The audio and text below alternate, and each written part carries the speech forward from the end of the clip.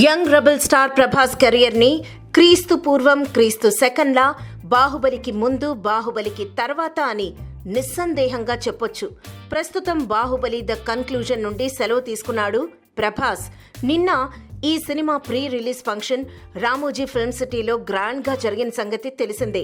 ఈ సందర్భంగా ప్రభాస్ పెదనాన్న కృష్ణన్ రాజు ప్రభాస్ గురించి, ప్రభాస్ పర్ఫార్మెన్స్ గురించి మాట్లాడారు.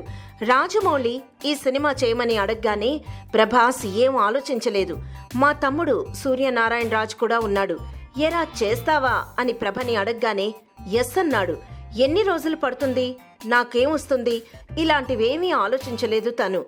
ఇక ఈ రోజు దాని ఫలితం చూస్తున్నామన్నారు. ఇక ప్రభాస్ యాక్టింగ్ గురించి కూడా పెద్ద ఆయన ఓపెన్ గా మాట్లాడేశారు. నేను మన ఊరి పాండవులు సినిమా చేస్తున్న రోజుల్లో న్యాచురల్ గా చేస్తున్నావు అనేవాళ్ళు.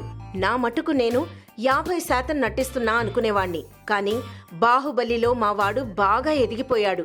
ప్రభాస్ ఇప్పుడు 75 నుంచి 80% న్యాచురల్ రియలిస్టిక్ నటుడిగా ఎదిగాడు. తనతో దర్శకుడు రాజమౌళి అలా చేయించుకున్నాడు.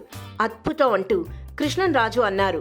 బాహుబలి ద కన్క్లూజన్ ఏప్రిల్ 28న వరల్డ్ వైడ్ గ్రాండ్ గా రిలీజ్ కాబోతోంది. అంటే కరెక్ట్ గా 30 రోజుల్లో కట్టప్ప బాహుబలిని ఎందుకు చంపాడు అనే ప్రశ్నకి ఆన్సర్ తెలిసిపోతుందన్నమాట.